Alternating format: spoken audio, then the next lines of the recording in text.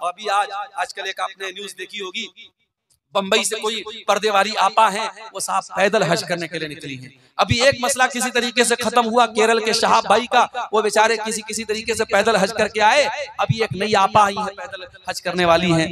माफ करना, ऐसी औरतों का मकसद सवाब हासिल करना नहीं है, अपनी पब्लिसिटी करना है। वरना उलमा जानते हैं शरीयत का बड़ा वाज़ेह उसूल है कि अगर दो काम हैं और दो काम में से एक मुश्किल और एक आसान है, तो शरीयत कहती है अगर दोनों काम जायज है तो आसान काम को आप अपना लो।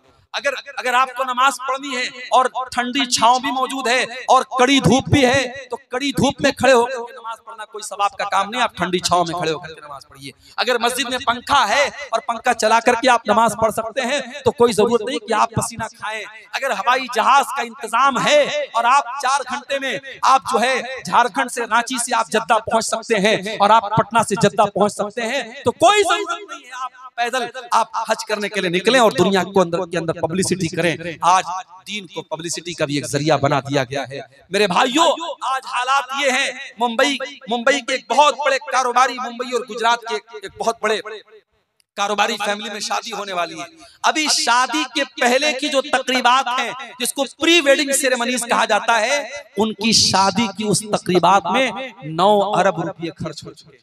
और अमेरिका से एक नाचने गाने वाली को बुला करके 74 करोड़ रुपया देकर के उससे नचवाया गया था, और मीडिया ताली बजा रहा है। और हमारे बॉलीवुड के बड़े बड़े सुपरस्टार उस शादी में जा रहे हैं, किसी को कोई फर्क नहीं पड़ता है। और वही 2 महीने 3 महीने के बाद जब हमारा बकरीद का त्योहार आएगा और हिंदुस्तान भर के मुसलमान जब कुर्बानी करेंगे, तो इस मीडिया को सांप सूंघ जाएगा और ये मीडिया इस्लाम की दुश्मनी में कहेगा कि साहब मुसलमानों को कुर्बानी नहीं करनी चाहिए, बेजुबान जानवर मर रहे हैं, इतना पैसा जानवरों की कुर्बानी पर खर्चा हो रहा है, इतने पैसे से कितने गरीबों का मकान बन सकता है, कितनी गरीब बेटियों की शादी हो सकती है।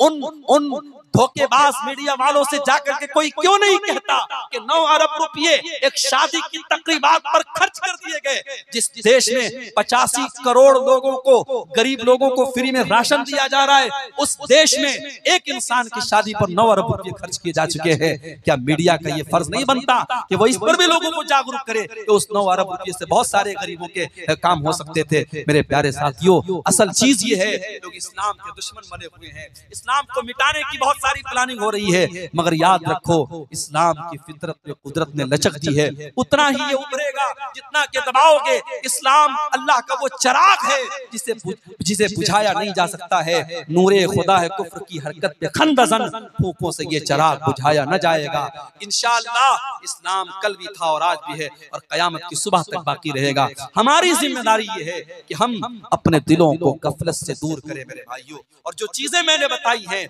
इन असबाब को दूर करके हम अपने दिलों की गफलत को दूर कर सकते हैं। और अगर हम नहीं करेंगे तो याद रखो फिर हालात वही होंगे कि हरम में बैठकर भी लोग मोबाइल पर वीडियो गेम खेलेंगे, और रमजान के मुकद्दस महीने में भी लोग बेहुरमती करेंगे। और हमारे समाज में एक बड़ा तबका ऐसा है, रमजान आएगा चला जाएगा, उसको कोई फर्क नहीं। माफ करना मेरे भाइयों, अगर अल्लाह तबारक व तआला ने सन 1445 हिजरी का रमजान का महीना हमें और आपको दिया है या देने वाला है, ये हमारी बहुत बड़ी खुशनसीबी। हमें से बहुत सारे लोग ऐसे हैं पिछले रमजान को हमारे बीच में थे, इस साल नहीं है। अल्लाह को प्यारे, अल्लाह ने हमें एक और रमजान दिया है। और यहाँ पर आप वो हदीस अपने सामने रखिए, इब्न माजा की सही रिवायत, हजरत तलहा रजी अल्लाह तआला अन्हु कहते हैं कि नबी के दौर में 2 लोग इस्लाम लाए, एक साथ इस्लाम लाए, और उस दो भाइयों में से एक भाई बहुत मेहनती था, दीन के काम में आगे आगे रहता था, दूसरा कुछ कमजोर था।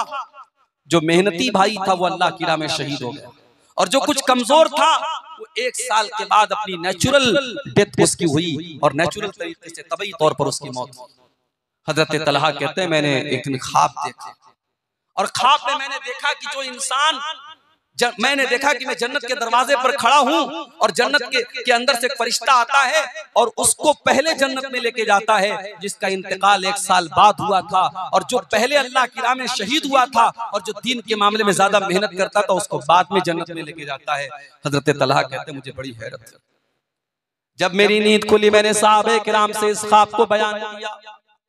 सहाबे किराम ने भी ताज्जुब का इज़हार किया कि ऐसा कैसे हो सकता है, एक इंसान दीन के मामले में इतनी मेहनत किया करता था, अल्लाह की राह में शहीद हुआ था, दूसरा उतनी मेहनत भी नहीं करता था और वो शहीद भी नहीं हुआ था, उसकी नेचुरल मौत हुई थी और शहीद होने वाला बाद में जन्नत में जा रहा है और जिसका इंतकाल बाद में हुआ वो पहले जन्नत में जा रहा है। ऐसा कैसे हो सकता है?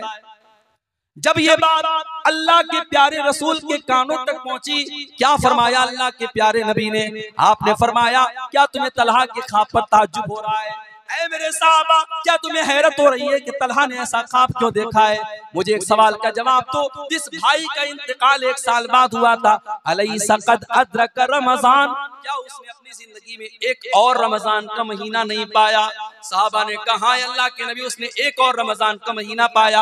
आपने फरमाया, अलैसा क़द साम व सल्ला व सजद मिन सजदतिन कज़ा व कज़ा, उस एक रमजान में उसने अपने भाई के मुकाबले में ज्यादा नमाज पढ़ी, ज्यादा रोजा रखा और ज्यादा अल्लाह की राह में सजदा किया। साहबा ने कहा, अल्लाह के नबी, ये तो सही कह रहे हैं आप। आपने फरमाया, फकाना मा बैनहुमा अबअदु मिम्मा बैनल अर्दि वस समा। ऐ मेरे साहबा, कान खोल करके सुन लो, जब एक रमजान उसने ज्यादा पाया और एक रमजान में उसने ज्यादा इबादत की, तो दोनों भाइयों के दरमियान, उनके दरमियान जो दूरी है वो जमीन व आसमान की दूरी से भी ज्यादा है। हम खुश नसीब है मेरे भाई, अल्लाह हमें एक और रमजान दे रहा है।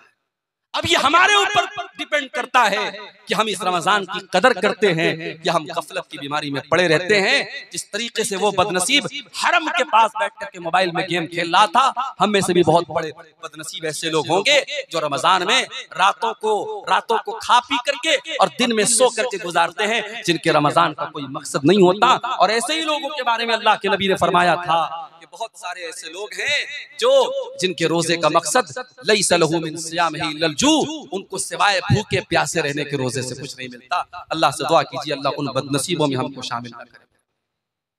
गफलत की बीमारी क्यों होती है? इंसान का दिल गाफिल क्यों होता है? तो नोट कर लो पहली वजह, इंसान का दिल गाफिल तब होता है जब इंसान अल्लाह ताला से नावाकिफ होता है, जब इंसान अल्लाह ताला को जानेगा, उसकी सिफात को जानेगा, उसके बारे में जानेगा, उसका दिल कभी गाफिल नहीं होगा। जिसके दिल में ये एहसास होगा कि मेरा अल्लाह तो जब्बार है, पकड़ने वाला है, इन्ना बच्चा रब्बिका लशदीद, मेरे रब की पकड़ बड़ी तेज है। जिस इंसान के दिल में ये एहसास होगा, ये दुनिया में कोई देख रहा हो या नहीं देख रहा हो, अल्लाह ताला तो सब कुछ देख रहा है। उसका कैमरा तो 24/7 ऑन है, उसका कैमरा तो कभी ऑफ होने वाला नहीं है। जब इंसान अल्लाह को पहचानेगा, जब अल्लाह को जानेगा, उसके दिल से गफलत की बीमारी दूर हो जाएगी मेरे भाइयों। इसीलिए जब हजरत लुकमान अपने बेटे को नसीहत करते हैं तो पहले क्या कहते हैं? पहले अल्लाह के बारे में अपने बेटे को बताते हैं, या बुनैया इन्नहा इन तकु मिस्काल हब्बतिन मिन खरदलिन फतकुन फी सखरतिन औ फिस समावाति औ फिल अर्दि याति बिहल्लाह। हजरत लुकमान अपने बच्चे से कहते हैं, ऐ मेरे बच्चे, एक राई के दाने के बराबर भी अगर कोई चीज होगी, आसमानों के अंदर कहीं होगी, जमीन के अंदर कहीं होगी और किसी चट्टान के नीचे छिपी हुई होगी, याति बिहल्ला, अल्लाह का पावर तो ऐसा है, अल्लाह की कुदरत तो ऐसी है, अल्लाह उस राई के दाने के बराबर चीज को सामने ले आएगा। यहाँ बेचारा समझता है कि व्हाट्सएप की चैटिंग डिलीट कर दी तो खत्म हो गया, ब्राउजर की हिस्ट्री डिलीट कर दी तो खत्म हो गया। इसको ये लगता है कि मैंने मोबाइल पर जो कॉल हिस्ट्री में जिससे बात की, मैंने कॉल हिस्ट्री से डिलीट कर दिया तो किसी को पता नहीं चलेगा। अल्लाह से भी छुपा लोगे तुम? तुम्हारी उंगलियों ने क्या टच किया है, तुम्हारे कानों ने क्या सुना है और तुम्हारी आंखों ने क्या देखा है, अल्लाह को सब मालूम है मेरे भाई। अल्लाह के पास सब रिकॉर्ड है और कयामत के दिन ये रिकॉर्डिंग ओपन होगी। हत्ता इज़ा मा जाऊहा शहीदा अलैहिम समूहुम व अबसारुहुम व जुलूदुहुम बिमा कानू यअमलून। मेरे बंदो, कयामत के दिन तुम्हारी चमड़ी तुम्हारे खिलाफ गवाही देगी, तुम्हारी आंखें तुम्हारे खिलाफ गवाही देंगी, तुम्हारे कान तुम्हारे खिलाफ गवाही देंगे। वक़ालू लिजुलूदिहिम लिमा शहिदतुम अलैना क़ालू अंतक़नल्लाहु अल्लज़ी अंतक़ कुल्ल शै। इंसान कहेगा, ऐ अल्लाह, मेरी चमड़ी को बोलना कैसे आ गया, मेरी चमड़ी कैसे बोल रही है? इंसान की चमड़ी कहे कि आज अल्लाह ने हमको बोलना सिखाया और हमसे तूने क्या क्या टच करवाया और क्या क्या टच किया, आज हम तेरे पोल खोले। ये है अल्लाह का पावर। जलसा हो रहा है, सड़क पर आप चल रहे हैं, जाहिर ये कर रहे हैं कि साहब हम जलसे में जा रहे हैं, प्रोग्राम में जा रहे हैं, मगर आपकी नजरें कहां कहां का तवाफ कर रही हैं, आपकी निगाहें कहां कहां जा रही है, किस किस मनाजिर को आप देख रहे हैं, अल्लाह को सब मालूम है। यालमु खाइनतल आयुनि वमा तुख्फिस सुदूर, अल्लाह तो वो है जो तुम्हारी आंखों की चोरी को भी जानता है, जो तुम्हारे दिलों में छुपे हुए राज को भी जानता है। अल्लाह को जितना जानेंगे मेरे भाई, गफलत की बीमारी उतनी दूर होती चली जाएगी। अगर गफलत की बीमारी से अपने आप को पाक करना है, अल्लाह के बारे में जानो। और अल्लाह के बारे में हम कैसे जानेंगे? जब हम कुरान का मुताला करेंगे, जब हम नबी की हदीसों का मुताला करेंगे। और जितना हम अल्लाह को जानेंगे, उतना अल्लाह का डर हमारे दिल में पैदा होगा, उतना अल्लाह से प्यार हमारे दिलों में बढ़ जाएगा। और इसीलिए अल्लाह कुरान में कहता है, इन्नमा यख्शल्लाह मिन इबादिहिल उलमा, अल्लाह से उसके बंदों में वही बंदे अल्लाह से डरते हैं जो उलमा होते हैं, जो अल्लाह को जानते हैं, जो अल्लाह का इल्म रखते हैं। जितना आप अल्लाह के बारे में जानेंगे, उतना आपके दिल में अल्लाह का डर। दूसरी चीज, गफलत की बीमारी की दूसरी वजह, जब इंसान दुनिया में गर्क हो जाता है, डूब जाता है, दुनिया कमाने के चक्कर में इस कदर पड़ जाता है कि आखिरत को भूल जाता है, अल्लाह को भूल जाता है, तब इंसान का दिल गाफिल हो जाता है। इसीलिए अल्लाह कुरान में बार बार हमें मना करता है, मेरे बंदो तुम कारोबार भी करो, तुम बिजनेस भी करो, बाल बच्चों की परवरिश भी करो, शादी भी करो, बीवियों का हक भी अदा करो, बच्चों का भी हक अदा करो, लेकिन ऐ मेरे बंदो, माल के चक्कर में, औलाद के चक्कर में कहीं अल्लाह को भूल न जाना। माल तो मरने के साथ ही तुम्हारा साथ छोड़ देगा, औलाद कब्र में दफना के मिट्टी देके चली जाएगी, कब्र में ना माल काम आएगा ना औलाद काम आएगी। अल मालु वल बनून ज़ीनतुल हयातिद दुनिया वल बाक़ियातुस सालिहातु खैरुन इंद रब्बिका सवाबन व खैरुन अमला। मेरे बंदो, ये माल और औलाद तुम्हारी दुनिया की जिंदगी को खूबसूरत तो बनाते हैं, मगर आखिरत में कोई काम आने वाले नहीं है। बेटा बड़ा मोहब्बत करता है, बड़ी मोहब्बत करता है अपने बाप से, कयामत के दिन बेटा काम आएगा? नहीं। यौम यफ़िरुल मरउ मिन अखी व उम्मिही व अबी व साहिबतिही व बनी लिकुल्लि इम्रिइन मिनहुम यौमइज़िन शानुन युगनी। कयामत के दिन इंसान अपने भाई को देख करके भागेगा, अपने बच्चों को देख करके भागेगा, अपनी बीवी को देख करके भागेगा, अपनी औलाद को देख करके भागेगा। वहां तो नफ्सी नफ्सी का आलम होगा, वहां तो सबको अपनी फिक्र होगी। माल और औलाद के चक्कर में, कारोबार के चक्कर में, दुनिया के चक्कर में इंसान अल्लाह को भूल के बैठा है, गाफिल हो गया है। इसीलिए अल्लाह कुरान में कहता है, या अय्युहल्लज़ीना आमनू ला तुल्हिकुम अमवालुकुम वला औलादुकुम अन ज़िक्रिल्लाह। ऐ ईमान वालो, कहीं तुम्हारा माल तुमको अल्लाह के जिक्र से गाफिल न कर दे, कहीं तुम्हारी औलाद तुमको अल्लाह के जिक्र से गाफिल न कर दे, कहीं माल के चक्कर में तुम अल्लाह को भूल न जाना, कहीं औलाद के चक्कर में तुम अल्लाह को भूल न जाना। कारोबार करते हैं आप, बिजनेस करते हैं, दुकान पर बैठे हुए हैं, अजान की आवाज आती है, हय्या अलस सलाह की आवाज, मुअज्जिन दे रहा है, बुला रहा है नमाज की तरफ, बुला रहा है कामयाबी की तरफ, मगर आपके लिए कस्टमर ज्यादा इंपॉर्टेंट है, दुकान ज्यादा अहम है। आप दुकान बंद करके नमाज पढ़ने के लिए तैयार नहीं। अल्लाह कुरान में कहता है, मेरे बंदो, रिजालुल ला तुल्हीहिम तिजारतुन वला बैउन अन ज़िक्रिल्लाह। ऐ मेरे बंदो, मेरे सच्चे बंदे तो वो हैं, मेरे मोमिन बंदे तो वो हैं, वो कारोबार भी करते हैं, वो बिजनेस भी करते हैं, वो दुनिया में बहुत बड़ा बड़ा कारोबार करते हैं, मगर उनका कारोबार उनको कभी नमाज से गाफिल नहीं करता, कभी अल्लाह के जिक्र से गाफिल नहीं करता।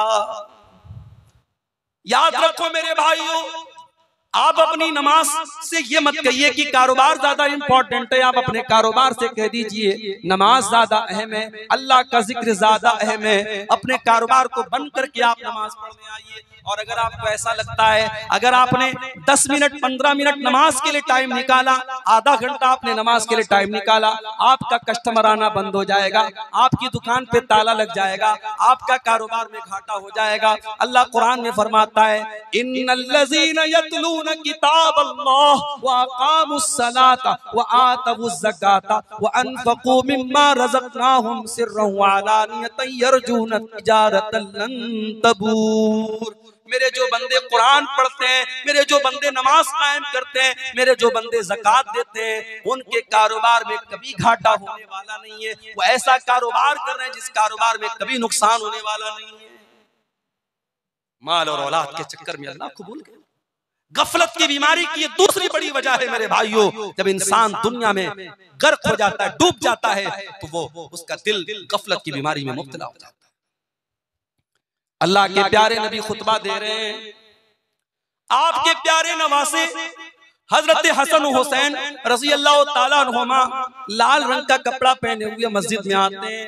5-6 साल के मासूम बच्चे हैं। नबी ने अपने नवासों को मस्जिद में देखा कि वो बेचारे गिरते पड़ते अपने नाना की तरफ आ रहे हैं। नाना जान अपने मिंबर से उतरते हैं, अपने खुतबे को रोकते हैं और अपने नवासों को अपनी गोद में लेते हैं, अपने नवासों को लाडो प्यार करते हैं। और उसके बाद आप सहाबे किराम से कहते हैं कि मेरे सहाबा, अल्लाह ताला ने कितनी सच्ची बात फरमाई, इन्नमा अमवालुकुम व औलादुकुम फितना। तुम्हारा माल तुम्हारे लिए बहुत बड़ा फितना है, तुम्हारी औलाद तुम्हारे लिए बहुत बड़ा फितना है। आपने फरमाया है मेरे सहाबा, मैंने अपने बच्चों को देखा, मुझसे सब्र न हुआ, मुझसे बर्दाश्त न हुआ, जब तक मैं मिंबर से उतर करके मैंने इन बच्चों से प्यार न किया, मुझे चैन नहीं मिला। मेरे भाइयों, अल्लाह के रसूल ने मिंबर से उतरकर चंद मिनट के लिए और चंद सेकंड के लिए अपने खुतबे को रोका है और अपने लाडलों से प्यार किया है, अपने नवासों से प्यार किया है, तो नबी ने इसको भी फितना करार दिया है। जरा गौर करो, आज बीवी बच्चों के लिए और कारोबार के लिए और माल के लिए हम अल्लाह ही को भूल के बैठे हैं। कितने बदनसीब ऐसे हैं, 24 घंटे में एक बार भी उनकी पेशानी अल्लाह की बारगाह में नहीं झुकती है, एक बार भी अल्लाह का नाम उनकी जुबान से नहीं आता है। कितने बड़े नाशुक्रे और कितने बड़े नाकदरे हैं, और अल्लाह तबारक व तआला की नेमतों की कितनी बड़ी नाशुक्री करते हैं। मेरे प्यारे साथियों, दुनिया की लज्जतों में जब इंसान गर्क हो जाता है, तब उसका दिल गाफिल हो जाता है और दिल में गफलत की बीमारी पैदा होती है। गफलत की बीमारी की तीसरी वजह, जब इंसान अपनी मौत को भूल जाता है और इंसान ये समझने लगता है कि अब हमेशा हमको दुनिया में रहना है, मरना नहीं है। मौत को भूल जाने की वजह से भी इंसान गाफिल हो जाता है। इसीलिए अल्लाह ताला कुरान में बार बार हमें मौत की याद दिलाता और फरमाता है, कुल्लु नफ्सिन ज़ाइक़तुल मौत। मेरे बंदो, एक न एक दिन तुम सबको मरना है। ऐनमा तकूनु युदरिकुमुल मौत वलौ कुंतुम फी बुरूजिम मुशय्यदा। मेरे बंदो, तुम जहां भी जाओगे, मौत तुम्हारा पीछा नहीं छोड़ेगी, मौत से तुम नहीं बच सकते। और मौत एक ऐसी चीज है मेरे भाइयों, जो इंसान की औकात से बताती है। बड़े से बड़ा करोड़पति, अरबपति भी एक ऐसा टाइम आता है, मौत नोट की गड्डी से आप जिंदगी नहीं खरीद सकते, आप नोट की गड्डी से आप अपनी सांसों को नहीं खरीद सकते। जिस वक्त मौत लिखी है, दुनिया के बड़े से बड़े डॉक्टर भी सर झुका के कहेंगे, नहीं साहब, अब इनको हम बचा नहीं सकते, इनकी जिंदगी हमारे हाथ में नहीं है, इनकी मौत का टाइम आ गया। मौत इंसान को उसकी औकात देती है। इसीलिए अल्लाह ताला कुरान में फरमाता है, फलौला इज़ा बलगतिल हुल्क़ूम व अंतुम हीनइज़िन तंज़ुरून। मेरे बंदो, जरा वो टाइम याद करो जब इंसान की मौत का टाइम आता है और इंसान की जान उसकी हलक तक पहुंच जाती है और तुम मरने वाले को अपनी आंखों से देख रहे हो। फलौला इन कुंतुम गैर मदीनीन तरजिऊनहा इन कुंतुम सादिकीन। मेरे बंदो, अगर तुम्हें ऐसा लगता है तुम्हारे ऊपर कोई ताकत नहीं है, तुम्हारे ऊपर कोई पावर नहीं है, किसी अल्लाह ने तुमको पैदा नहीं किया, अगर तुमको ऐसा लगता है, जरा मरने वाले को मौत से बचा के दिखा दो, जरा उसकी रूह को वापस लौटा के दिखा दो, जरा उसकी जान को दोबारा उसके अंदर डाल के दिखा दो। नहीं कर सकते मेरे भाइयों हम, इसलिए मौत को याद करने का हुक्म दिया गया। अल्लाह के नबी फरमाते हैं, अक्तिरू ज़िक्र हादिनिल लज़्ज़ात। लज्जतों को तोड़ देने वाली चीज मौत को याद किया करो। उस्मान गनी को देखो मेरे भाइयों, उस्मान गनी जब किसी कब्रिस्तान के पास से गुजरा करते थे, किसी कब्र को देखा करते थे, ज़ारो कतार रोने लगते थे। पूछने वालों ने पूछा, क्या है उस्मान गनी, जन्नत की बात आती है आप रोते नहीं है, जहन्नम की बात आती है आप रोते नहीं है, लेकिन कब्र को देख करके आप रोने लगते हैं। उस्मान गनी कहते हैं, ओ लोगों, मैंने अपने प्यारे नबी को यह फरमाते हुए सुना है, इन्नल कब्र अव्वलु मंजिलिन मिन मनाजिलिल आखिरा। बेशक ये कब्र आखिरत की पहली मंजिल है, जिसने इस मंजिल को पार कर लिया उसके लिए आगे की मंजिलें आसान है। मौत को याद किया करो। एक भाई मुझसे पूछने लगे, मौलवी साहब, मज़ारों पे जाना कैसा है? बंबई में हाजी अली की दरगाह पे जाना कैसा है, अजमेर में ख्वाजा मोइनुद्दीन चिश्ती अजमेरी की दरगाह पे जाना कैसा है, मज़ारों पे जाना कैसा है। मैंने कहा भाई कब्रिस्तान जाने की इजाजत इसलिए दी गई है ताकि वहां मौत याद आए, और माफ करना मज़ारों पे जाके मौत याद नहीं आएगी। जहाँ औरतों का जमघट लगा हो, जहाँ फूल और मालाएं बिक रही हो, जहाँ कब्रों पर चादरें चढ़ रही हो, और जहाँ शिर्क हो रहा हो, बिदात हो रही हो, खुराफात हो रही हो, वहां पर मौत कभी याद नहीं आती। इसलिए ऐसे शिर्क के अड्डों पर जाना भी एक मुसलमान को सूट नहीं करता है, एक मुवहिद को सूट नहीं करता है, नहीं जाना चाहिए मेरे भाइयों। हाँ, आम कब्रिस्तान में आप जाइए, कभी अल्लाह आपको तौफीक दे, आप मदीना मुनव्वरा की जब आप ज़ियारत करेंगे, जब आप मदीना जाएंगे, एक तरफ नबी की मस्जिद है और दूसरी तरफ बकी का कब्रिस्तान है, और उस बकी के कब्रिस्तान में 10,000 से ज्यादा सहाबे किराम की कब्रें हैं। उनसे बड़ा वली कौन है, उनसे बड़ा अल्लाह का नेक बंदा कौन है?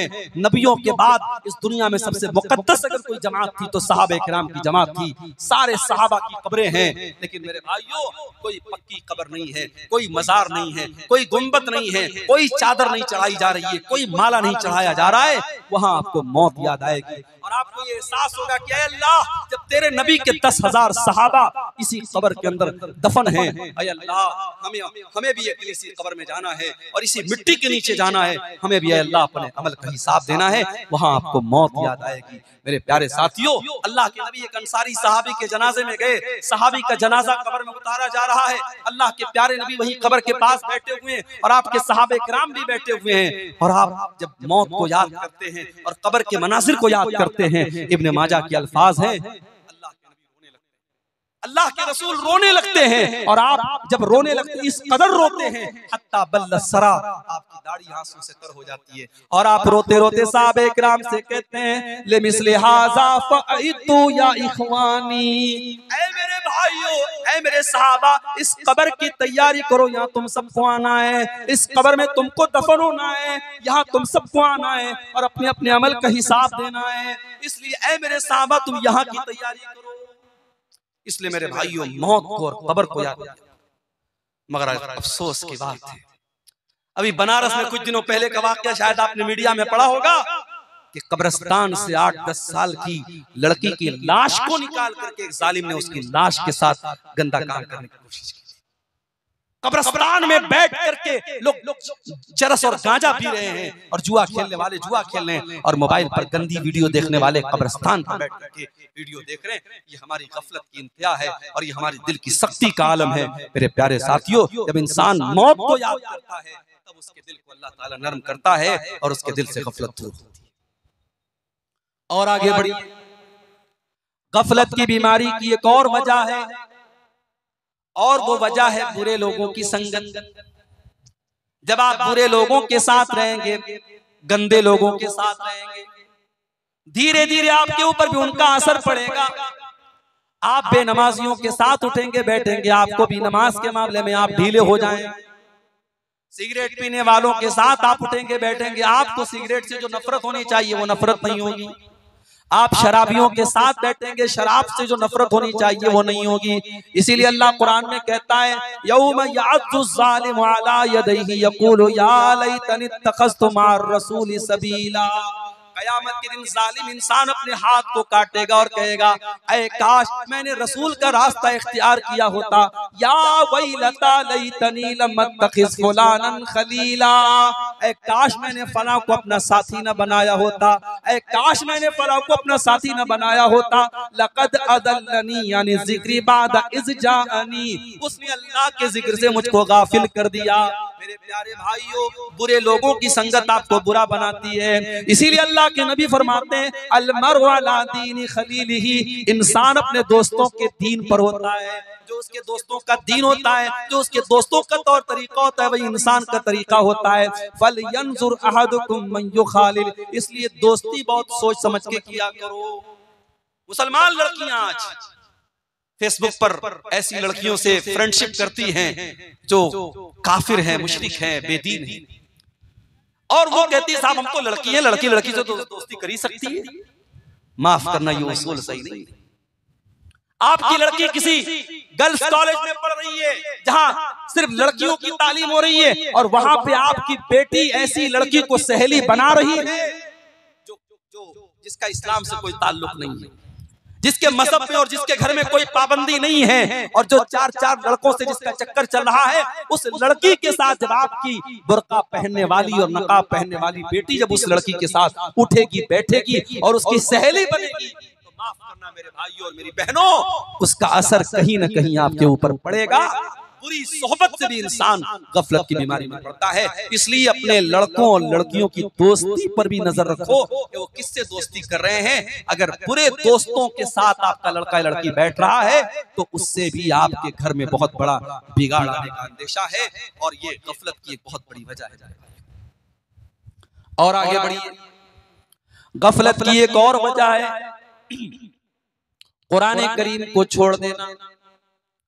अल्लाह की आखिरी किताब कुरान करीम, जिसके अंदर अल्लाह ताला ने ये तासीर रखी है कि कुरान हमारे दिलों को नरम करता है। कुरान की आयतें जब बार बार हम पढ़ते हैं, सुनते हैं, अच्छे कारी की आवाज में कुरान को सुनते हैं, हमारा दिल नरम हो जाता है। इसीलिए अल्लाह के प्यारे नबी कुरान को पढ़ा भी करते थे और सुना भी करते थे। बुखारी के अल्फाज हैं, अल्लाह के प्यारे नबी अब्दुल्ला बिन मसूद से कहते हैं, अय अब्दुल्ला मुझे कुरान पढ़ के सुनाओ। अब्दुल्ला बिन मसूद कहते हैं, अल्लाह के नबी मैं आपको कुरान कैसे पढ़ के सुनाऊं, कुरान तो आप ही के ऊपर नाज़िल हुआ है। आप कहते हैं, अब्दुल्ला आज मैं दूसरे के मुंह से कुरान सुनना चाहता हूं, जरा मुझको कुरान पढ़ के सुनाओ। अब्दुल्ला बिन मसूद कुरान पढ़ने लगते हैं और सूरे निसा की तिलावत करते हैं, और सूरे निसा को पढ़ते हुए जब अब्दुल्ला बिन मसूद कुरान की आयत पर पहुंचते हैं, फकैफ़ इज़ा जीना मिन कुल्लि उम्मतिन बिशहीदिन व जीना बिका अला हाउलाइ शहीदा।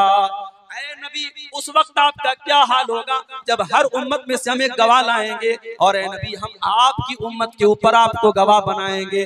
जब अल्लाह के नबी ने कुरान की आयत को सुना, बुखारी के अल्फाज हैं, ज़रफ़तैना, अल्लाह के नबी रोने लगे, और आपने कहा अब्दुल्ला बस करो बस करो। अब्दुल्ला कहते मैंने नजरें उठा के देखा, फ़इज़ा ऐनाहु तज़रिफ़ान, अल्लाह के नबी की आंखों से आंसू बह रहे थे। मेरे प्यारे भाइयों, कुरान अल्लाह की वो किताब है, लौ अंज़लना हाज़ल कुरान अला जबलिन लरअयतहु खाशिअम मुतसद्दिअम मिन खशियतिल्लाह। अगर इस कुरान को हमने किसी पहाड़ के ऊपर भी उतारा होता तो पहाड़ भी अल्लाह के खौफ से चूर चूर हो जाता, पहाड़ भी अल्लाह के खौफ से रेजा रेजा हो जाता। इंसान का दिल तो गोश्त गोश्त से बना है, इंसान का दिल तो मामूली है। इंसान के दिल की क्या औकात है मेरे भाइयों, कुरान की तो ये तासीर है। कुरान किसी पहाड़ पर भी उतरा होता तो कुरान के असर से पहाड़ भी चकनाचूर हो जाता। कुरान से अपना ताल्लुक मजबूत करो मेरे भाई। और आगे रमजान का महीना आ रहा है, और रमजान का महीना कुरान के नुज़ूल का महीना है। उसी महीने में कुरान उतरा है, और रोजे और कुरान के साथ बड़ा गहरा ताल्लुक है। अल्लाह के नबी फरमाते हैं, बुखारी और मुस्लिम की रिवायत है कि क़यामत के दिन अल्लाह के पास रोजा भी चल के आएगा और कुरान भी चल के आएगा, और रोजा कहेगा अय अल्लाह मनातुहु ताम व शराब फिन नहार, अय अल्लाह दिन के 14-15 घंटे तेरा ये बंदा भूखा रहता था, प्यासा रहता था। रोजा कहेगा अल्लाह मेरी तेरे डर से और मेरी वजह से ये खाना और पानी नहीं खाता था, पीता था, अल्लाह तो इसको माफ कर दे, इसकी मग़फ़िरत कर दे। और कुरान कहेगा मनातुहु नौम बिल्लैल, अल्लाह दुनिया रात में सोई रहती थी, दुनिया रात में ऐश करती थी, अय अल्लाह तेरा ये बंदा रातों को उठ करके कुरान पढ़ा करता था, तहज्जुद में कुरान पढ़ता था, तिलावत करता था कुरान की। कुरान हमारे लिए सिफारिश करेगा। मेरे भाइयों, इस कुरान से अपना ताल्लुक मजबूत कर लो। अगर चाहते हो कि दिल से गफलत की चादर खत्म हो जाए, दिल से गफलत की लेयर हट जाए और दिल पे गुनाहों के जो धब्बे हैं वो मिट जाएं, तो कुरान से अपना ताल्लुक मजबूत कर लो। इसीलिए आप देखिए कि कुरान में अल्लाह कहता है फला यतदब्बरूनल कुरआन माला कुलूबिन अक़फ़ालुहा, जो लोग कुरान के ऊपर गौर नहीं करते उनके दिलों के ऊपर ताले लग जाते हैं। मोबाइल में आप देखिए, जब मोबाइल में लॉक लग जाता है तो जब तक आप पासवर्ड नहीं डालेंगे लॉक नहीं खुलेगा, पैटर्न लॉक नहीं डालेंगे मोबाइल का लॉक नहीं खुलेगा।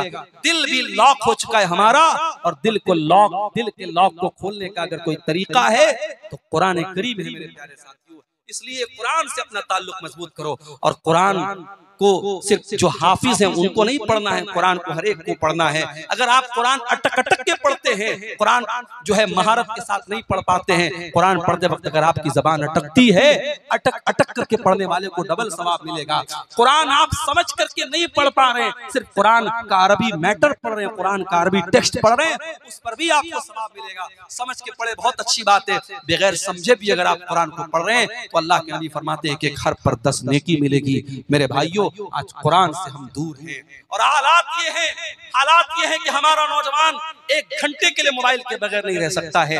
1 घंटा अगर मोबाइल की बैटरी खत्म हो जाए बेचैन हो जाता है, न जाने किसकी कॉल आई होगी, न जाने किसका मैसेज आया होगा, न जाने कौन कौन मुझको याद कर रहा होगा। जरा सोचो मेरे भाइयों, अगर आपका कोई दोस्त, बड़ा खास दोस्त आपको मैसेज करता है और आप व्हाट्सएप खोल रहे हैं, सारे लोगों के मैसेज देख रहे हैं और उस दोस्त का मैसेज आप ओपन नहीं कर रहे हैं, खोल नहीं रहे हैं, आपका दोस्त आपसे मिलेगा, कहेगा यार तू दोस्त है कि दुश्मन है, जब तू मेरा मैसेज नहीं देख रहा है, तुझे मेरी कोई फिक्र नहीं है। वो दोस्त आपसे दोस्ती खत्म कर देगा, ताल्लुक खत्म कर देगा। मेरे भाइयों, कुरान भी अल्लाह का आखिरी मैसेज है, अल्लाह का आखिरी पैगाम है, हाज़ा बलागुल लिन्नास, और अल्लाह का ये मैसेज हम सब के लिए है। और हम कितने बड़े बदनसीब है, आज कुरान से हम दूर है। कितने लोग तो ऐसे हैं, रमजान में कुरान उठाते हैं तो फिर साल के 11 महीने कुरान को छूने की कोशिश भी नहीं करते। मेरे भाइयों, कुरान करीम की तिलावत को अपनी जिंदगी का मामूल बनाओ। गफलत की बीमारी से अगर बचना है तो ये काम भी हमें करना पड़ेगा। इसी तरीके से मेरे भाइयों, एक और चीज है जो हमें गफलत की बीमारी में डाल रही है, और वो है नमाज के मामले में लापरवाही। नमाज के मामले में जब आप लापरवाही करेंगे तब भी आपके दिल पे गफलत की चादर चढ़ जाएगी, इसलिए कि नमाज कौन छोड़ता है? कुरान करीम में अल्लाह ने बयान किया सूरह मरियम के अंदर, फखलफ मिन बादिहिम खल्फुन अज़ाउस सलाता वत्तबउश शहवाति फसौफ यल्कौन गय्या। नमाज को तो वही लोग छोड़ा करते हैं जो ख्वाहिशात के पैरोकार होते हैं, जो शहवतों की पैरवी करते हैं, जो अल्लाह के फरमा बरदार नहीं होते बल्कि अपनी शहवतों के फरमा बरदार होते हैं। इसीलिए बाज़ नौजवान जब हमसे पूछते हैं कि मौलाना कोई ऐसा तरीका बताइए कि हम बहुत सारी नफसानी ख्वाहिशात से बचने लगे। बहुत से हमारे नौजवान भाई होते हैं मोबाइल की गंदी आदतों में, मोबाइल में गंदी चीजों को देखने की आदत पड़ गई या किसी किस्म की बुरी आदत पड़ गई, उसका तरीका पूछते हैं। कुरान करीम की आयत की रोशनी में एक नुस्खा आपको बता रहा हूँ, कभी इसको ट्राई कीजिएगा, आजमाइएगा। मेरे भाइयों, मेरी बहनों, अगर आपको ये लगता है कि आप अपनी ख्वाहिशात पर कंट्रोल नहीं कर पा रहे हैं तो कुरान करीम की आयत हमें सबक दे रही है कि नमाज की पाबंदी करो। इसलिए कि जो इंसान नमाज नहीं पढ़ता है, जिसकी जिंदगी में नमाज के लिए शेड्यूल नहीं है, नमाज के लिए टाइम नहीं है, उस इंसान की जिंदगी ख्वाहिशात से घिर जाती है, वो ख्वाहिशात का पैरोकार हो जाता है। और इसीलिए अल्लाह कह रहा है फखलफ मिन बादिहिम खल्फुन अज़ाउस सलाता, ऐसे नालायक लोग आ गए नबियों के बाद जिन्होंने नमाज के मामले में लापरवाही की और जब नमाज को छोड़ दिया,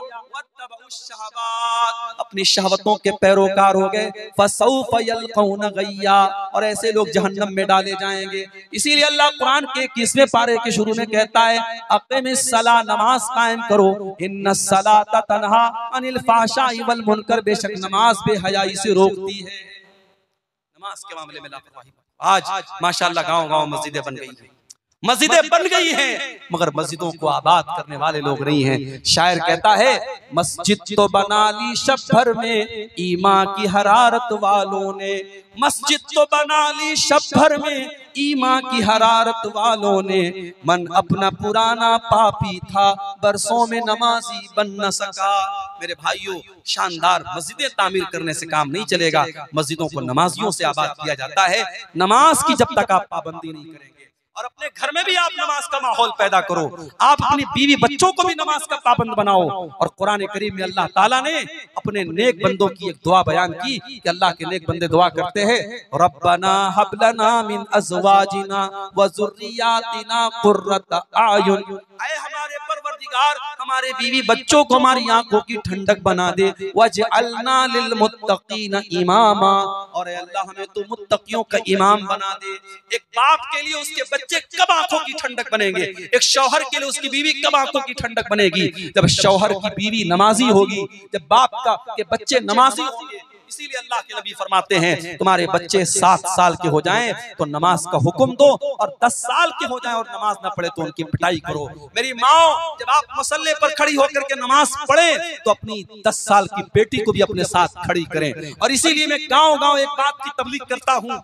आपके झारखंड के कई इलाकों में मैं गया, देखा शानदार मस्जिद कायम है, अहले हदीसों की बस्ती है, लेकिन मस्जिद में जुमा में औरतों का इंतजाम नहीं है। मैं बड़ी ताकीद के साथ कहता हूँ, हालात बहुत खराब हो चुके हैं मेरे भाइयों, हालात बहुत खराब हो चुके हैं। आप देखें, खबर आपने सुनी होगी, हमारे उत्तर प्रदेश के बरेली शहर में 8 साल तक मदरसे में पढ़ने वाली लड़की फेसबुक पर एक गैर मुस्लिम लड़के से दोस्ती करती है और उसके बाद उसके जाल में फंसती है, उससे शादी करती है और हिंदू मजहब में दाखिल हो जाती है, इस्लाम को छोड़ देती है। 8 साल तक मदरसे में पढ़ने वाली लड़की का ये हाल है। हमारी कौम आज कहां जा रही है मेरे भाई? हमारी और आपकी बच्चियां आज इस्लाम को छोड़ करके मुर्तद हो रही हैं। शायद पूरी इस्लामी तारीख में ऐसा बदतरीन दौर नहीं देखा गया था मेरे भाइयों। हमें मारा तो गया, हमें काटा तो गया, हम पर जुल्म तो हुए, मगर हमारा ईमान इस कदर कमजोर हो जाए कि हमारी बच्चियां, हमारी कौम की बहनें, हमारी कौम की बेटियां आज फेसबुक और इंस्टाग्राम पर किसी के आई लव यू पर और किसी की मोहब्बत भरे जोलों पर फिदा होकर के अपने दीन को खैर बात कह दे, अपने मजहब को छोड़ दे, अपनी तौहीद को छोड़ दे। इतना बदतरीन दौर हमने कभी नहीं देखा था मेरे भाइयों। इसका मतलब ये हुआ कि कहीं न कहीं पानी मर रहा है, कहीं न कहीं हमसे कोताही हो रही है और कहीं न कहीं हमने अपनी बच्चियों और अपनी बेटियों की तरबियत जैसी करनी चाहिए थी वैसी नहीं की है। माफ करना मेरे भाइयों, साल में एक जलसा हो गया, घर की औरतों को, लड़कियों को आप लेके चले आए, इससे काम नहीं चलेगा, इससे काम नहीं चलेगा, ये तरबियत के लिए काफी नहीं है। आपके गांव में अगर जामा मस्जिद है जहां जुमा का खुतबा हो रहा है, मैं बड़ी ताकीद के साथ कहता हूं, हर वो मस्जिद जहां जुमा का खुतबा हो रहा हो, आप औरतों के लिए सेपरेट इंतजाम कीजिए। उनकी एंट्री अलग हो, उनका सीना अलग हो, उनका दरवाजा अलग हो, पर्दे का माकूल इंतजाम हो। आपके घर की औरतें जब जुमा के खुतबे में जाएंगी,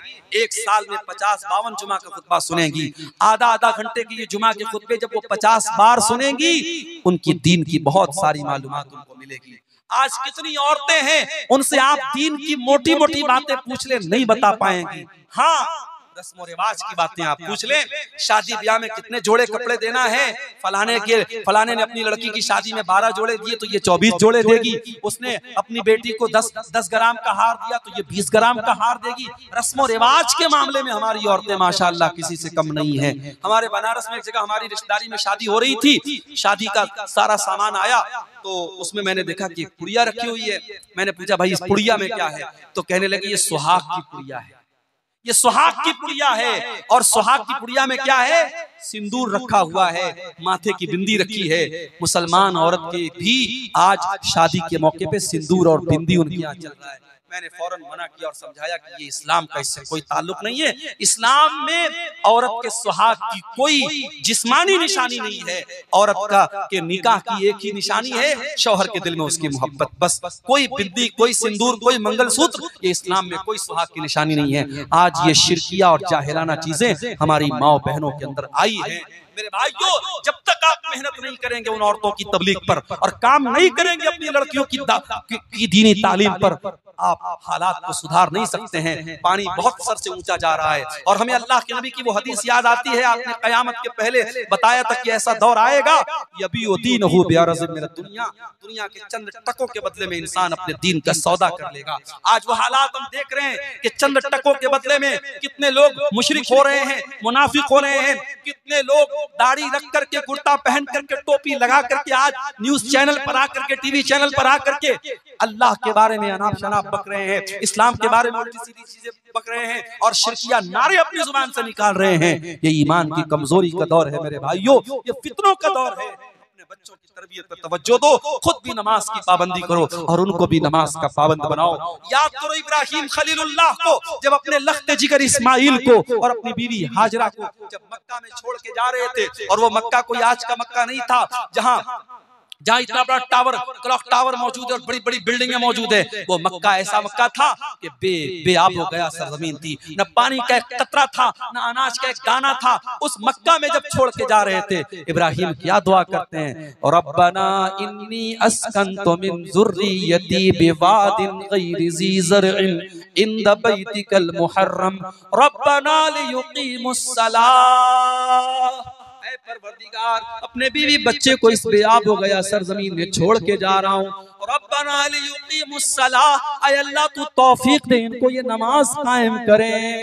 इब्राहिम को चिंता है अपने बच्चों के नमाज कायम करने की। मेरे प्यारे भाइयों, आपको क्यों चिंता नहीं है, आपको क्यों फिक्र नहीं है? आप घूमने जाते हैं, बच्चों को लेके जाते हैं, होटल में खाना खाते हैं, बच्चों को लेके खाना खाते हैं, बीवी को लेके खाना खाते हैं। क्या आप ये गवारा करेंगे, क्या आप ये पसंद करेंगे कि आप तो जन्नत में चले जाएं और आपकी बीवी जहन्नम में चली जाए, आपके बच्चे जहन्नम की आग में जले? मेरे भाइयों, हम कभी ये पसंद न करेंगे। इसीलिए अल्लाह कुरान में बार बार कहता है, कू अनफुसकुम व अहलीकुम नारा, ऐ ईमान वालों, अपने आप और अपने घर वालों को जहन्नम की आग से बचाओ, जहन्नम की आग से बचाओ। जिस परिवार से आप मोहब्बत करते हैं उसे जहन्नम की आग में जलता हुआ नहीं देख सकते। इसीलिए जब आप रात में तहज्जुद के लिए उठे तो अपनी मोहतरमा को भी उठाएं कि चलो उठो तुम पढ़ो। और मैं अपनी माओ से कहना चाहता हूँ, बहुत सी औरतें होती हैं रात में तहज्जुद पढ़ती हैं लेकिन शौहर को कभी नहीं उठाती हैं। अल्लाह के नबी फरमाते हैं, रहीमल्लाहु रजुलन क़ाम मिनल लैल, अल्लाह ताला की रहमत नाजिल होती है उस इंसान के ऊपर जो रात में उठ करके तहज्जुद पढ़ता है। वो आई कसम रअतहु, और अपनी बीवी को उठाता है। अगर बीवी इनकार कर देती है, अपनी बीवी के चेहरे पर पानी छिड़क करके उसको उठाता है। और अल्लाह ताला की रहमत नाजिल होती है उस औरत के ऊपर जो रात में उठ करके तहज्जुद पढ़ती है और अपने शौहर को भी उठाती है। मेरी प्यारी माँ और बहनों, ऐसी बीवी बनो जो शौहर के दीन में उसकी मदद करे, शौहर के अंदर कोई गलत आदत है उसको छुड़ाने वाली बनो। इसीलिए जब अल्लाह के रसूल से पूछा गया कि बेहतरीन औरत की निशानी क्या है, आपने 3 चीजें बताई। पहली चीज अल्लती तसुरहु इज़ा नज़र, जब शौहर देखे तो खुश हो जाए। दूसरी चीज व तुतीहु इज़ा अमर, जब शौहर कोई बात कहे तो माने। और तीसरी चीज वला तुखालिफहु फी नफ्सिहा व मालिहा मा यकरा, शौहर के माल की और अपने इज्जत व आबरू की हिफाजत करे। ये कीमती औरत की निशानी है। तो मेरे भाइयों, नमाज का माहौल अपने घर में पैदा करो, बीवी बच्चों को भी नमाज का पाबंद बनाओ और खुद भी नमाज का पाबंद बनाओ। जब तक हम नमाज की पाबंदी नहीं करेंगे, दिल से गफलत की चादर खत्म होने वाली नहीं है। और आखिरी चीज जो बयान करके मैं बात खत्म करूंगा मेरे भाइयों, गफलत की एक और बहुत बड़ी वजह यह है, जब हम गुनाह पर गुनाह करते चले जाते हैं, जब गुनाह हमारी नजर में हल्के हो जाते हैं और गुनाहों को हम खतरनाक समझना छोड़ देते हैं, तब भी हम गफलत के शिकार हो जाते हैं। याद रखो मेरे भाई, गुनाह गुनाह है, चाहे वो गुनाह छोटा हो चाहे वो गुनाह बड़ा हो। कभी गुनाहों को हकीर मत जानो और अपने आप को गुनाहों से बचाने की कोशिश करो। अल्लाह के नबी फरमाते हैं, इय्याकुम व मुहक्करातिज़ ज़ुनूब, ऐसे गुनाहों से बचो जिनको लोग हकीर समझते हैं। छोटे छोटे गुनाह होते हैं लेकिन इकट्ठा होकर के इंसान को हलाक कर देते हैं। इसीलिए अल्लाह के नबी फरमाते हैं, जब बंदा कोई गुनाह करता है उसके दिल पर एक काले रंग का धब्बा डाल दिया जाता है। बंदा अगर तौबा कर लेता है, माफी मांग लेता है अल्लाह से, वो धब्बा मिटा दिया जाता है। और अगर बंदा तौबा नहीं करता है, फिर से गुनाह करता है, तो वो काले धब्बे बढ़ते चले जाते हैं, हत्ता तालु क़ल्बहु, यहाँ तक कि उसके दिल पे छा जाते हैं। माफ करना मेरे भाइयों, आज मोबाइल के इस दौर में गुनाह करना आसान हो गया है। आज इस दौर में ज़िना करना आसान है, इस दौर में बेपर्दा होना आसान है, इस दौर में हराम कारोबार करना आसान है। और गुनाहों का आसान होना भी बहुत बड़ी आजमाइश है मेरे भाइयों। जिस दौर में गुनाह आसान हो जाए, उस दौर में अपने दामन को गुनाहों से बचाना ये जिहाद से कम नहीं है। इसीलिए अल्लाह के नबी ने फरमाया था, बदाल इस्लाम गरीबा, इस्लाम जब शुरू हुआ था तो अजनबी था, वसयऊदु कमा बदा गरीबा, और एक ऐसा दौर फिर से आने वाला है जब इस्लाम पर अमल करने वाले अजनबी बन जाएंगे। इस्लाम पर अमल करना लोहे के चने के चबाने जैसा हो जाएगा। इस्लाम पर अमल करना हाथों में अंगारे लेना जैसा हो जाएगा। एक लड़की बेपर्दा घूमेगी तो गांव वाले कहेंगे, उसकी बहनें कहेंगी, उसके मोहल्ले की औरतें कहेंगी, अरे ये बड़ी पर्देदार बनती है, नकाब में रहती है, पर्दे में रहती है। अगर कोई औरत अपने देवर से पर्दा करे, बनारस में हमारे एक दोस्त ने शादी की, उनकी बीवी शादी करके आई, उसने घर में ज्वाइंट फैमिली रहते थे, उसकी बीवी ने कहा कि मैं अपने देवर और जेठ के सामने नहीं आऊंगा, मैं देवर और जेठ के सामने नहीं आऊंगी, ससुर के सामने आ सकती हूँ, ससुर मेरे महरम है, लेकिन देवर और जेठ गैर महरम है, मैं देवर जेठ के सामने नहीं आऊंगा। घर वालों के लिए बड़ी शॉकिंग बात थी, ये ऐसा कैसे हो सकता है, ऐसा कैसा पर्दा कि देवर के सामने नहीं आएगी, जेठ के सामने नहीं आएगी। लेकिन जब उन्होंने उलमा से पूछा और मसला पूछा तो मसला तो यही है कि साहब देवर जेठ से पर्दा करना है। अब ये हालात है कि वो लड़की किचन में काम करती है और घर में खाना खा रही है, खाना दे रही है अपने घर वालों को, मगर देवर और जेठ से पर्दा करती है। अगर शादी में कहीं जाती है वो औरत, वो लड़की, और चाहे वो अपने रिश्तेदारी की शादी हो, अगर वहां मर्दों का भी आना जाना है औरतों की साइड में, तो वहां वो नकाब में रहती है। औरत को औरत से पर्दा नहीं करना है, लेकिन औरत को मर्दों से तो पर्दा करना है। आज ऐसी औरतों को लोग कहेंगे साहब ये तो बड़ी कट्टर मुसलमान बनती है, ये तो बड़ी पर्देदार मुसलमान बनती है। आज नौजवान अगर चेहरे पर शरई दाढ़ी रख ले तो समाज कहेगा ये तो मुल्ला बन गया, ये तो हाफिज जी बन गया, तो मौलवी साहब बन गया। और वही क्लीन शेव करा ले, लोग कहेंगे साहब ये तो माशाल्लाह बड़ा स्मार्ट है, हैंडसम है। आज अगर कोई नौजवान लड़का अपने आप को ज़िनाकारी और बदकारी से दूर रखे तो लोग कहेंगे अरे ये तो बड़ा आउटडेटेड लड़का है, इसको तो कोई घास नहीं डालता है। और जो लड़का रात में 2-2 बजे तक गैर महरम लड़कियों से बात करता है, समाज कहता है साहब ये तो बड़ा चालू लड़का है, बड़ा एडवांस लड़का है। ये हालात है मेरे भाइयों। गुनाहों को शैतान ने इतना अट्रैक्टिव बना दिया कि गुनाह करने वाले को लोग बड़ा अक्लमंद कहते हैं और गुनाहों से बचने वाले को लोग बेवकूफ समझते हैं। अल्लाह के रसूल ने फरमाया सल्लल्लाहु अलैहि वसल्लम, बदाल इस्लाम गरीबा, इस्लाम जब शुरू हुआ था तो अजनबी था और इस्लाम आगे चल करके फिर से अजनबी हो जाएगा। जब ऐसा दौर तुम देख लो फतूबा लिल गुरबा, तो तुम भी अजनबी बन जाना, तुम भी दीन के ऊपर चलने वाले बन जाना। जमाना गाली दे तो सुन लेना, जमाना बुरा भला कहे तो सुन लेना, जमाना तुम्हारी राह में रोड़े अटकाए तो सुन लेना। और हमें याद है कर्नाटक की उस लड़की का बयान, कर्नाटक की उस लड़की की हिम्मत को सलाम, जिसने जालिमों के ढेर में और जालिमों के झुंड में पर्दे में गई थी और उसके सामने जब शिरकिया नारे लग रहे थे, मुस्कान नाम की उस लड़की ने कहा था, अल्लाह की तकबीर का नारा बुलंद किया था, उसने अपने पर्दे का पावर दिखाया था। मेरी प्यारी माँ और बहनों, आज ये पर्दे के अंदर एक ताकत है। एक मुसलमान लड़की जब पर्दे में निकलती है, दुनिया जानती है ये पर्दे वाली लड़की है, इसको छेड़ा नहीं जा सकता। और आज आप देख लें, आज आप देख लें कि इस गफलत की बीमारी ने आज हमको कहां ला के खड़ा कर दिया है। मेरे भाइयों, मैं गुजारिश करता हूं आप सबसे कि हम सब अपने दिलों को टटोलें और अपनी गफलत को दूर करें। दुआ करते अल्लाह ताला से रब्बुल आलमीन हमें अपने दिलों की सख्ती को, हमारे दिलों की सख्ती को रब्बुल आलमीन दूर फरमाए, हमें अपने गुनाहों से सच्ची तौबा करने की तौफीक अता फरमाए। आने वाले रमजान को हमारी इस्लाह का महीना बना दे, हम सबको अपनी इस्लाह करने की तौफीक अता फरमाए। रब्बुल आलमीन हमारी नौजवान नस्ल को अपने गलत कामों से बाज आने की